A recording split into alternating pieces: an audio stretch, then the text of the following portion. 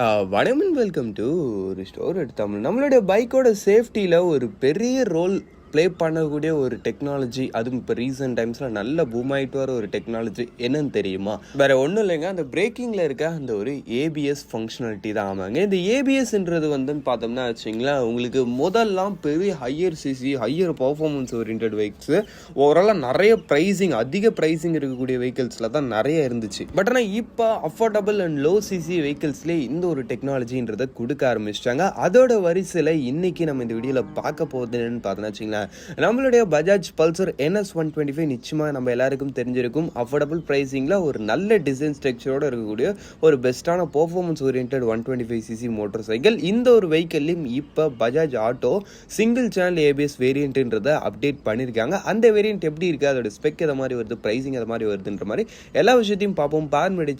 அந்த collect colour subscribe பண்ண ஒரு செகண்ட் ஸ்பெண்ட் பண்ணி ஒரு தட்டி விட்டீங்கன்னா இது மாதிரி சூப்பர் ஃபுண்டின் ஆட்டோமொபைல் கண்டென்ட்ஸ் உங்களை தேடி வந்துகிட்டே இருக்கும்.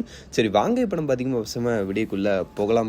சரி, ஃபர்ஸ்ட் விஷயம், ஏபிஎஸ் ஏன் ஒரு வெஹிக்கிளுக்கு தேவைன்றதை சின்னதாக ஷார்ட் அண்ட் ஸ்வீட்டாக பார்த்து முடிப்போம். ஆமாங்க, ஃபார் எக்ஸாம்பிளுக்கு இப்போ நீங்கள் ஒரு ஏபிஎஸ் இல்லாத நார்மல் டிஸ்க் பிரேக் இருக்கிற வெஹிக்கிளோ இல்லை ட்ரம் பிரேக் இருக்கிற வெஹிக்கிளோ எடுத்துங்க. அந்த ஒரு வெஹிக்கிளில் நீங்கள் சம் சர்டன் ஆஃப் ஸ்பீடு ஒரு 50+ ஆர் 40+ கூட வச்சுங்க, ஒரு 40 to 50 60 ரேஞ்சில் போயிட்டு நீங்கள் பிரேக்கிங் அப்ளை பண்ணுறீங்கன்றப்ப, அதுவும் நீங்கள் சடன் பிரேக்கிங் அப்ளை பண்ணுறீங்கப்ப நிச்சயமாக அந்த இடத்துல உங்களுக்கு ஸ்டெபிலிட்டின்றது மிஸ் ஆகி டயர்ஸ் கிட் ஆகி அதிகபட்சமான பாசிபிலிட்டிஸ் நீங்கள் கீழே விழுற மாதிரி தான் இருக்கும். பட்னா இன்கேஸ் ஆஃப் ஏபிஎஸ் இருக்கிற ஒரு பைக்கில் நீங்கள் அதை மாதிரி பேனிக் பிரேக் அப்ளை பண்ணுறீங்கன்னப்ப அது அதை மாதிரி உங்களுக்கு அந்த ஒரு பேலன்ஸ் மேட்சிங்கோ அந்த ஒரு டயர் ஸ்கிட்டிங் ப்ராப்ளமோ அவ்வளோ சீக்கிரம் வர வைக்காது. அது அந்த நீங்கள் போகிற ஸ்பீடுக்கும் உங்கள் வெஹிக்கிள் இருக்கிற அந்த ஒரு வெலாசிட்டிக்கும் ஏற்ற மாதிரி உங்களுடைய அந்த ஒரு பிரேக்கிங் அந்த ஒரு ப்ரெஷரை கொஞ்சம் கொஞ்சமாக அட்ஜஸ்ட் பண்ணி உங்களோட வெஹிக்கிளை மேக்ஸிமம் எவ்வளோ சீக்கிரம் நிறுத்த முடியுதோ அந்த அளவுக்கு பெட்டர் ரோட் கிரிப்போட நிறுத்தத்துக்கு ட்ரை பண்ணும். இந்த ஏபிஎஸ்ல சிங்கிள் சேனலும் இருக்குது, டுவெல் சேனலும் இருக்குது. பட் ஒரு நார்மலான ஒரு டீசென்ட் பெர்ஃபார்மன்ஸு நல்ல ஒரு ஸ்போர்ட்டியரான டிசைன் இருக்கக்கூடிய வெஹிக்கிளுக்கு அட்லீஸ்ட் ஒரு சிங்கிள் சேனல் ஏபிஎஸ் அது இருக்கணுன்றது நிறைய பேரோட ஒரு தாட்டாக இருக்குது. அந்த ஒரு விஷயத்தை தான் இப்போ நம்ம பஜாஜோட பல்சர் NS 125 இன்க்ளூட் பண்ணியிருக்காங்க.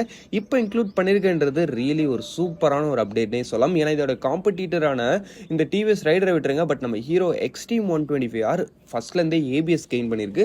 அந்த ஒரு ஏபிஎஸ்னாலேயே அந்த ஒரு பைக்குக்கு இந்த ஒரு செக்மெண்ட்டில் ஒரு பெஸ்ட்டான ஒரு லீட் கிடைக்குது. அதே மாதிரி இப்போ நம்ம பஜாஜ் பல்சர் NS 125க்கும் கிடைக்க போகுது. ஆமாங்க, பஜாஜ் இப்போ புதுசாக இந்த பஜாஜ் பல்சர் NS 125ல ஏபிஎஸ் மாடல்ன்ற ஒரு வேரியண்ட்டை இன்க்ளூட் பண்ணியிருக்காங்க. இந்த வெஹிக்கிளுடைய அந்த ஒரு எக்ஸ்ஷோரூம் ப்ரைஸிங் பொறுத்த அளவுக்குன்னு பார்த்தீங்கன்னா வச்சுங்களேன், உங்களுக்கு ஒரு 1,06,739 rupees கிட்ட வரைக்கும் வருது.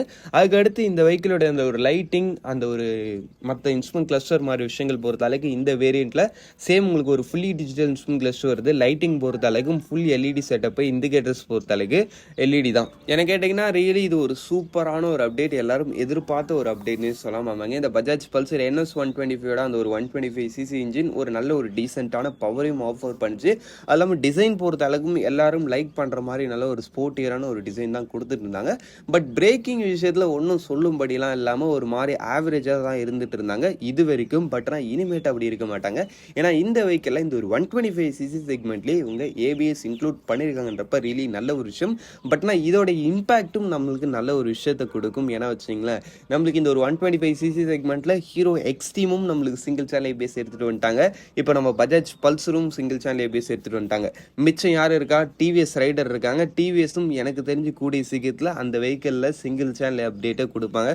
சொல்ல முடியாது, டிவிஎஸ் ஏதாவது புதுசாக ட்ரை பண்ணுறேன் அப்படி இப்படின்னு, மேபி ஏதாவது வேறு மாதிரி டூவல் அப்படி இப்படின்னு எடுத்துகிட்டு வரத்துக்கு ஒரு சம் பர்சன்டேஜ் வாய்ப்பு இருக்குது. பட் இருந்தாலும் கூடிய சீக்கிரத்தில் அந்த வெஹிக்கிளுக்கும் சிங்கிள் சேனல் ஏபிஎஸ் அப்டேட் ஆகுன்ற ஒரு சில பாசிபிலிட்டிஸ் இப்போ இது மூலமாக நம்ம அதிகமாகிருக்கு. சரி, ஓவராலாக இந்த ஏபிஎஸ் வேரியன்ட் எடுக்கலாமா இல்லையான்னு கேட்டிங்கன்னா, இந்த வெஹிக்கிளோட எக்ஸ்ஷோரூம் ப்ரைஸிங்கிறது அரௌண்ட் உங்களுக்கு 1,06,000 சம்திங் கிட்ட வரைக்கும் வருது இல்லையா.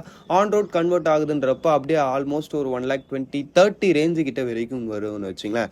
1,30,000க்குள்ள ஒரு நல்ல பர்ஃபார்மன்ஸோட நல்ல ஒரு சூப்பர் ஸ்போர்ட்டியரான டிசைனோட ஒரு நல்ல சேஃப்டி, ஆமாம் சிங்கிள் சேனல் ஏபிஎஸும் இருக்குதுன்றப்ப அதுக்கேற்ற மாதிரி நல்ல சேஃப்டியோட ஒரு வெஹிக்கிள் எதிர்பார்க்குறீங்கன்றப்ப ஓவராலாக இந்த ஒரு வெஹிக்கிள்ன்றது அந்த ஒரு ரேஞ்சுக்கு நல்ல ஒரு வேல்யூ ஃபார் மணி ப்ராடக்டாகவே இருக்குதுன்னே வச்சுப்போம். சரி, ஓகே, அவ்வளோ தான் ஃப்ரெண்ட்ஸ், இந்த வீடியோ நம்ம இங்கே முடிச்சுப்போம். இப்போ புதுசாக லான்ச் ஆகிருக்கு இந்த Bajaj Pulsar NS 125 ABS variant பற்றி நீங்கள் என்ன நினைக்கிறீங்க? இதை கமெண்ட் செக்ஷனில் விடுவீங்க.